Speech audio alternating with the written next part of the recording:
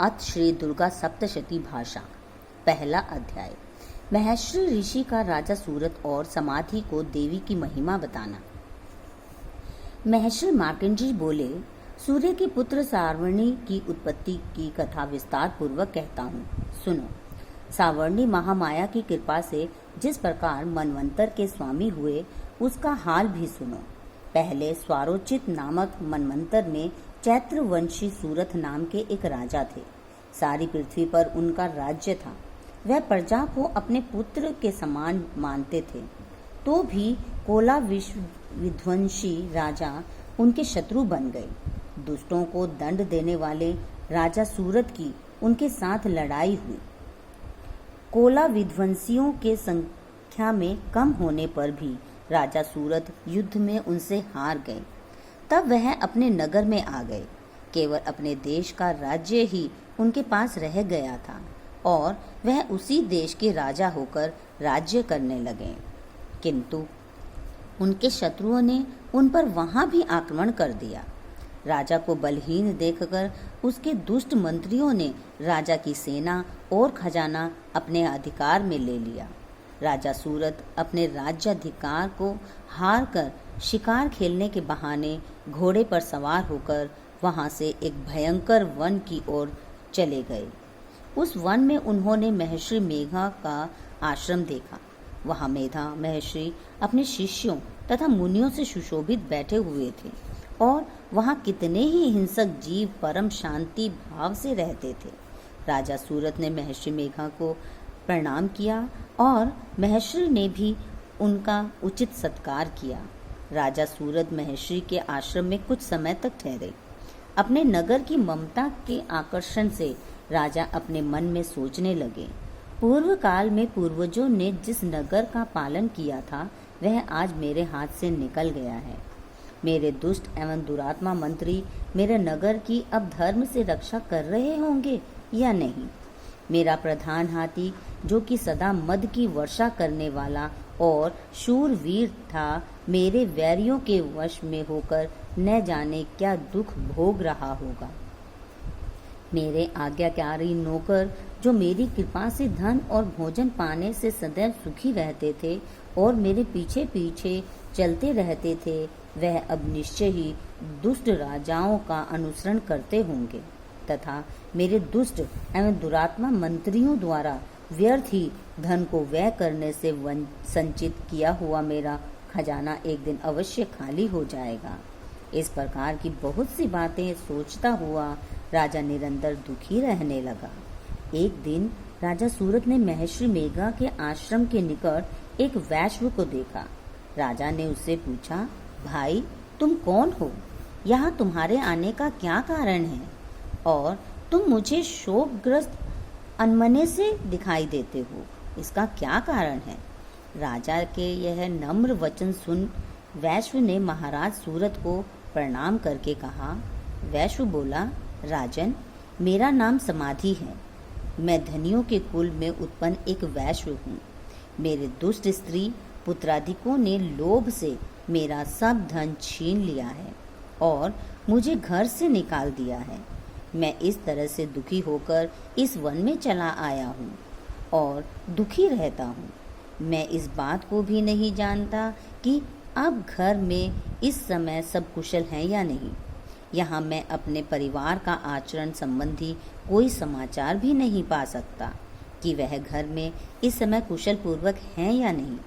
मैं अपने पुत्रों के संबंध में यह भी नहीं जानता कि वह सदाचारी हैं या दुराचारी में फंस गए हैं। राजा बोले, जिस धन के लोभी स्त्री पुत्रों ने तुम्हें घर से निकाल दिया, फिर भी तुम्हारा चित्त उनसे क्यों प्रेम करता है? वैष्णव ने कहा, मेरे विषय में आपका ऐसा कहना ठीक है, किंतु मेरा मन इतना कठोर नहीं है। यद्यपि उन्होंने धन के लोभ में पड़कर पितृ स्नेह को त्याग कर मुझे घर से निकाल दिया है, तो भी मेरे मन में उनके लिए कठोरता नहीं आती।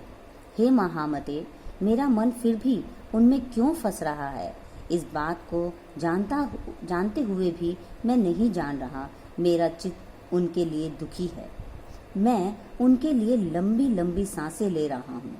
उन लोगों में प्रेम नाम का नहीं है, फिर भी ऐसे निस्नेहियों के लिए मेरा हृदय कठोर नहीं होता। महर्षि मार्कंडेय ने कहा, हे ब्राह्मण। इसके पश्चात महाराज सूरत और वह वैश्व दोनों महर्षि मेघा के समीप गए और उनके साथ यथा योग्य न्याय संभाषण करके दोनों ने वार्ता आरंभ की। राजा बोले, हे भगवान, मैं आपसे एक बात पूछना चाहता हूँ, सो आप कृपा करके मुझे बताइए। मेरा मन मेरे अधीन नहीं है, इससे मैं बहुत दुखी हूँ। राज्य धनादि की चिंता अभी तक मुझे बनी हुई है और मेरी यह ममता अज्ञानियों की तरह बढ़ती ही जा रही है, और यह समाधि नामक वैश्व भी अपने घर से अपमानित होकर आया है। इसके स्वजनों ने भी इसे त्याग दिया है। स्वजनों से त्यागा हुआ भी यह उनसे हार्दिक प्रेम रखता है। इस तरह हम दोनों ही दुखी हैं। हे महाभाग, उन लोगों के अवगुणों को देखकर भी हम दोनों के मन में उनके लिए ममता जनित आकर्षण उत्पन्न हो रहा है। हमारे ज्ञान रहते हुए भी ऐसा क्यों है? अज्ञानी मनुष्य की तरह हम दोनों में यह मूर्खता क्यों है? महर्षि मेघा ने कहा, विषम मार्ग का ज्ञान सब जंतुओं को है। सभी के लिए विषय पृथक पृथक होते हैं। कुछ प्राणी दिन में नहीं देखते और कुछ रात को, परंतु कोई जीव ऐसे हैं जो दिन और रात दोनों में देख सकते हैं। यह सत्य है कि मनुष्य में ज्ञान प्रधान है, किंतु केवल मनुष्य ही ज्ञानी नहीं होता। पशु पक्षी आदि भी ज्ञान रखते हैं। जैसे यह पशु पक्षी ज्ञानी है, वैसे ही मनुष्य का ज्ञान है, और जो ज्ञान मनुष्यों में है वैसे ही पशु पक्षियों में है, तथा अन्य बातें भी दोनों में एक जैसी पाई जाती हैं। ज्ञान होने पर भी इन पक्षियों की ओर देखो कि अपने भूख से पीड़ित बच्चों की चोंच में कितने प्रेम से अन्न के दाने डालते हैं। हे राजन, ऐसा ही प्रेम मनुष्यों में अपनी संतान के प्रति पाया जाता है। लोभ के कारण अपने उपकार का बदला पाने के लिए मनुष्य पुत्रों की इच्छा करते हैं और इस प्रकार मोह के गड्ढे में गिरा करते हैं। भगवान श्री हरि की जो माया है, उसी से यह संसार मोहित हो रहा है। इसमें आश्चर्य की कोई बात नहीं, क्योंकि वह भगवान विष्णु की योग निंद्रा है। यह माया ही तो है जिसके कारण संसार मोह में जकड़ा हुआ है। यही महामाया भगवती देवी ज्ञानियों के चित्त को बलपूर्वक खींचकर मोह में डाल देती है और उसी के द्वारा संपूर्ण जगत की उत्पत्ति होती है। यही भगवती देवी प्रसन्न होकर मनुष्य को मुक्ति प्रदान करती है। यही संसार के बंधन का कारण है तथा संपूर्ण ईश्वरों की भी स्वामिनी है। महाराज सूरत ने पूछा, भगवान, वह देवी कौन सी है जिसको आप महामाया कहते हैं? हे ब्राह्मण, वह कैसे उत्पन्न हुई और उसका कार्य क्या है? उसके चरित्र कौन कौन से हैं? प्रभो, उसका जैसा प्रभाव हो, जैसा स्वरूप हो, वह सभी कृपा कर मुझे से कहिए, मैं आपसे सुनना चाहता हूँ। महर्षि मेघा बोले, राजन, वह देवी तो नित्य स्वरूपा है। उसके द्वारा यह संसार रचा गया है, तब भी उसकी उत्पत्ति अनेक प्रकार से होती है। वह सब आप मुझसे सुनो। वह देवताओं का कार्य सिद्ध करने के लिए प्रकट होती है। उस समय वह उत्पन्न हुई कहलाती है। संसार को जलमय करके जब भगवान विष्णु योग निद्रा का आश्रय लेकर शेष शैया पर सो रहे थे, तब मधु कैडभ नाम के 2 असुर उनके कानों के मैल से प्रकट हुए और वह श्री ब्रह्मा जी को मारने के लिए तैयार हो गए। श्री ब्रह्मा जी ने जब उन दोनों को अपनी ओर आते देखा और यह भी देखा कि भगवान विष्णु योग निद्रा का आश्रय लेकर सो रहे हैं, तो वह उस समय श्री भगवान के जगाने के लिए उनके नेत्रों में निवास करने वाली योग निद्रा की स्तुति करने लगे। श्री ब्रह्मा जी ने कहा, हे देवी, तुम ही स्वाहा, तुम ही स्वधा और तुम ही वष्टकार हो। स्वर भी तुम्हारा ही स्वरूप है। तुम ही जीवन देने वाली सुधा हो।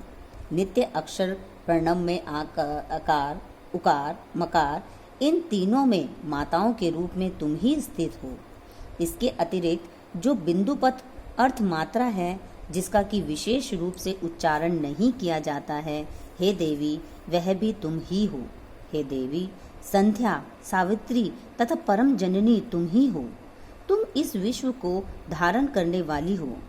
तुमने ही इस जगत की रचना की है और तुम ही इस जगत का पालन करने वाली हो और तुम ही कल्प के अंत में सबको भक्षण करने वाली हो।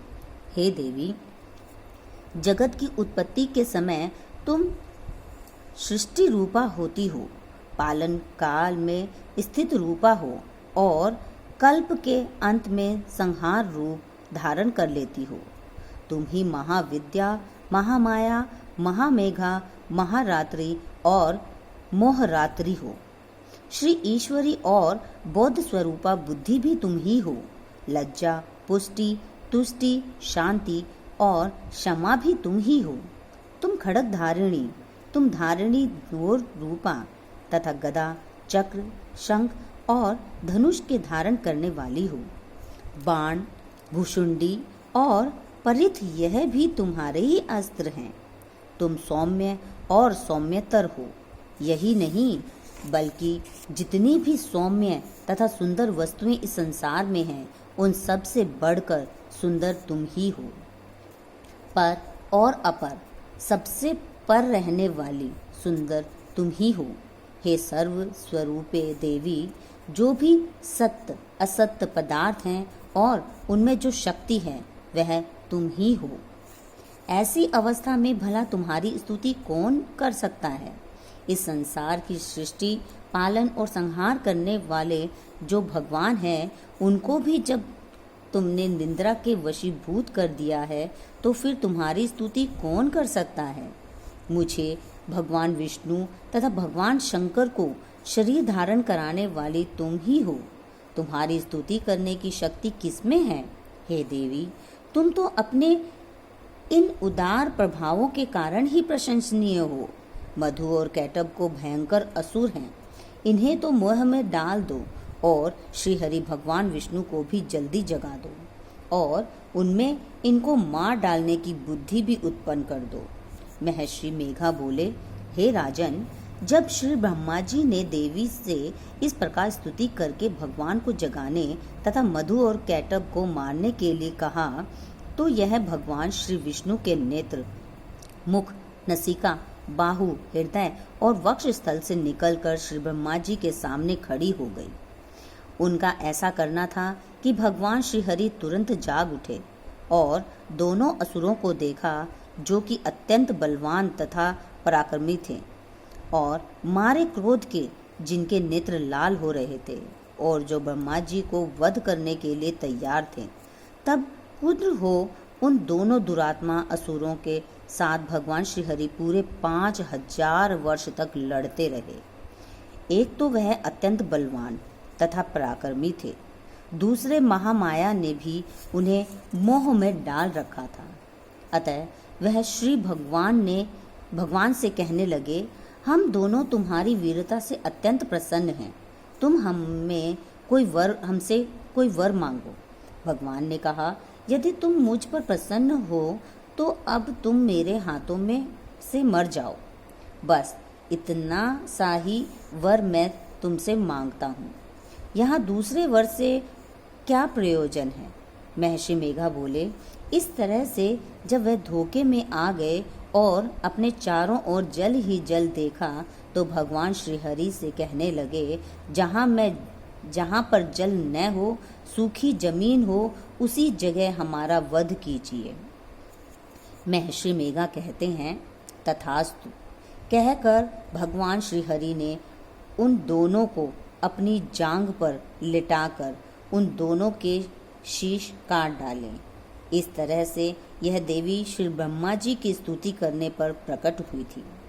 अब तुमसे उनके प्रभाव का वर्णन करता हूँ, सो सुनो। प्रथम अध्याय समाप्त। जय माता दी।